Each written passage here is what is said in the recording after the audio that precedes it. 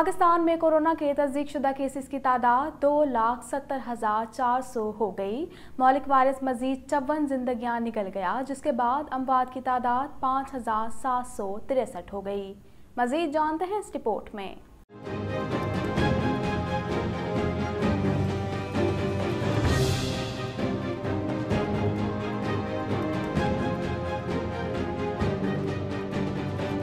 National command and operation centre के ताज़ा तरीन आदाद-ओ-शुमार के मुताबिक गुज़िश्ता 24 घंटों के दौरान 1,200 नए केसेस रिपोर्ट हुए। पंजाब में 91,423, सिंध में 1,15,883, खैबर पख्तूनख्वा में 32,898, बलूचिस्तान में 11,523, गिलगित बल्तिस्तान में 1,918, इस्लामाबाद में 14,766, जबकि आज़ाद कश्मीर में 1,989 केसेस रिपोर्ट हुए। पंजाब में 2,105, सिंध में 2,096, खैबर पख्तूनख्वा में 1,169, इस्लामाबाद में 162, बलूचिस्तान में 136, गिलगित बल्तिस्तान में 46 और आज़ाद कश्मीर में 49 मरीज जान से हाथ धो बैठे।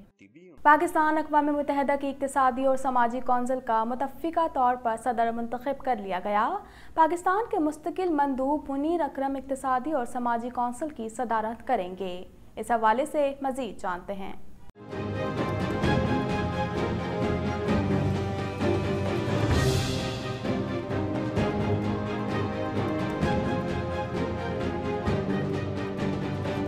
पाकिस्तान इस अहम ओहदे पर छठी दफ़ा मुंतखब हो रहा है। इक़्तिसादी और समाजी कौंसिल अक़वाम मुत्तहिदा का एक अहम इदारा है। पाकिस्तान के मुस्तकिल मंदूब मुनीर अकरम इक़्तिसादी और समाजी कौंसिल की सदारत करेंगे। वो इससे पहले 2005 में भी इक़्तिसादी और समाजी कौंसिल के सदर रह चुके हैं। मुनीर अकरम ने अपने पहले खिताब में पाकिस्तान की बतौर सदर तरजीहात पर रोशनी डाली। अक़वाम मुत्तहिदा में पाकिस्तान के मुस्तकिल मंदूब मुनीर अकरम का कहना था कि दुनिया को इस वक्त कई मसाइल दरपेश हैं। कोरोना वायरस के आलमी मईशत और सेहत पर असरात डाले और इसका मुआलिक की तरक्की पर मनफी असर अहम मसला है। इस सूरत हाल में भी बैरूनी तसल्लुत और मकबूजा इलाकों में महसूर अक़वाम पर खुसूसी तवज्जो की जरूरत है। कोरोना की वैक्सीन की तमाम ममालिक तक रसाई हमारी तरजीहात में शामिल होगी। उनका कहना था कि पाकिस्तान बतौर सदर साइंस और टेक्नोलॉजी के फरोग और तरक्की पजीर ममालिक तक इसकी रसाई पर भी खुसूसी तवज्जो और पाकिस्तान वज़ीर आज़म इमरान खान के आलमी इक़्तिसादी विजन को भी मजीद फरोग देगा।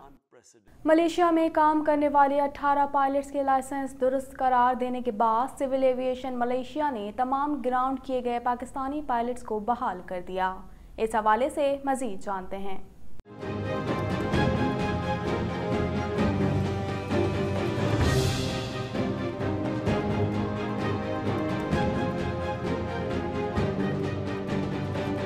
पाकिस्तानी पायलट्स के मशकूक लाइसेंस के मामले पर मलेशिया में काम करने वाले 18 पायलट्स के लाइसेंस दुरुस्त करार दिए गए। सिविल एविएशन मलेशिया ने तमाम ग्राउंड किए गए पाकिस्तानी पायलट्स को बहाल करके नोटिफिकेशन जारी कर दिया। इधर ओमान में कोरोना से बचाव के लिए हिफाजती इंतजामात मजीद सख्त किए गए। पाकिस्तान सिविल एविएशन अथॉरिटी को भी ओमान हुकूमत की नई ट्रैवल एडवाइजरी जारी कर दी गई। नई ट्रैवल एडवाइजरी के मुताबिक सलाम और ओमान एयर के अलावा दिगर एयरलाइंस ओमान में ऑपरेट करने की इजाज़त नहीं होगी। दिगर ममालिक से ओमान जाने वाले सिर्फ ओमानी एयरलाइन से ही सफर करेंगे। पाकिस्तानियों का दाखिला भी ओमानी सिफारत खाने के खुसूसी परमिट से मशरूत कर दिया गया। ओमान में मुसाफिरों के क़याम के दौरान सेल्फ इंश्योरेंस का भी होना लाजिम करार दिया गया है। ओमान जाने वाले पाकिस्तानियों को भी 14 रोज के लिए करंतना होना लाजिम होगा। सिर्फ जहाज़ों का अमला करंतना की शर्त से मुस्तस्ना होगा।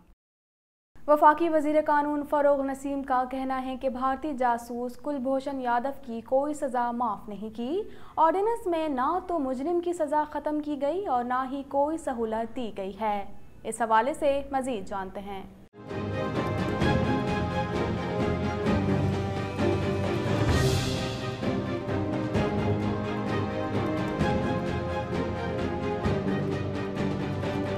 वफाकी वज़ीर कानून फ़ारूक नसीम ने कौमी असम्बली इजलास में इजहार ख्याल करते हुए कहा कि कुलभूषण यादव ऑर्डिनेंस से मुतालिक कुछ हक़ाइक़ ऐवान में पेश करना चाहता हूँ। बताना चाहता हूँ कि कुलभूषण यादव ऑर्डिनेंस लाना क्यों ज़रूरी था। जासूस की कोई सज़ा माफ़ नहीं की गई। ऑर्डिनेंस ना लाते तो भारत आलमी कवानीन से फ़ायदा उठाता। इस ऑर्डिनेंस से हमने भारत के हाथ काट दिए। अपोजिशन इस हसास सिक्योरिटी मामले पर सियासत ना करे। और इस ऑर्डिनेंस के करने के बाद इंडिया के वो हाथ हमने काट दिए विद फाइनलिटी। तो ये कुछ चीज़ें ऐसी हैं, मैंने एक आध जगह ये ज़रूर कहा कि सर बहुत सी चीज़ों में हम सियासत कर लें, यहाँ बड़े सेंसिटिव सिक्योरिटी इश्यूज हैं पाकिस्तान के। फरूक नसीम ने कहा कि 3 मार्च 2016 को कुलभूषण यादव को गिरफ्तार किया गया। इस वक्त की वफाकी हुकूमत ने ठीक फैसला किया होगा, कौंसल रसाई नहीं देनी। ताहम 8 मई 2017 को भारत कुलभूषण केस आलमी अदालत इंसाफ में ले गया। आलमी अदालत इंसाफ ने कुलभूषण यादव को कौंसल रसाई देने का फैसला सुनाया। वफाकी वजीर कानून का कहना था कि आलमी अदालत इंसाफ ने कुलभूषण यादव को रिहा करने की भारतीय इस्तदा मुस्तरद कर दी। आलमी अदालत इंसाफ के फैसले के पेश नज़र ऑर्डिनेंस जारी किया गया। ये ऑर्डिनेंस NRO नहीं है, NRO परवेज मुशर्रफ ने जारी किया था। अगर पाकिस्तान कौंसल रसाई नहीं देगा तो भारत आलमी दुनिया में शोर मचाएगा। और बाय द वे NRO वो चीज़ होती है, जैसे जनरल मुशर्रफ ने NRO निकाला था कि उन्होंने माफ़ कर दी थी, सज़ाएं माफ़ कर दी थी, जो पेंडिंग प्रोसीडिंग्स थी वो ख़त्म कर दी थी। यहाँ किसी किस्म की कोई सज़ा ना माफ़ की गई है। वफाकी वजीर ने कहा कि ICJ ने कुलभूषण की सजा खत्म नहीं की और न ऑर्डिनेंस से ऐसा होगा। ICJ ने कहा कुलभूषण को कौंसल रसाई देनी है। ये ऑर्डिनेंस बना ICJ की जो रिक्वायरमेंट्स थी कि इफेक्टिव रिव्यू और रिकंसिडरेशन आप दें इस आदमी को, सजा खत्म ICJ ने नहीं की। इस ऑर्डिनेंस ने कुलभूषण की सजा खत्म नहीं की। एप्लीकेशन उनकी चलती है, स्टे एप्लीकेशन में वफाकी वजीर बराए मवासलात मुराद सईद ने ऐलान किया है कि कामयाब नौजवान प्रोग्राम के तहत मुल्क भर में मजीद 50,000 यूटिलिटी स्टोर्स कायम किए जाएंगे। इस हवाले से मजीद जानते हैं।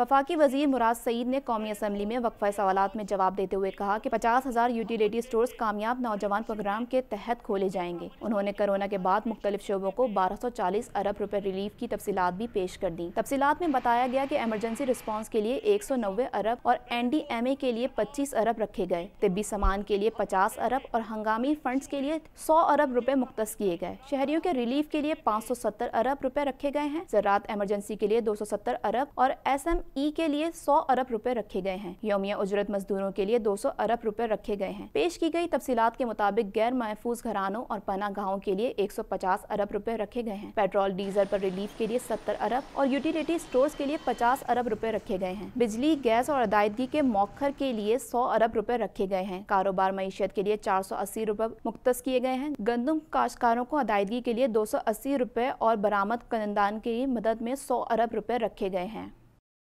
मज़ीद खबरें भी बुलेटिन का हिस्सा होंगी, मगर इस ब्रेक के बाद।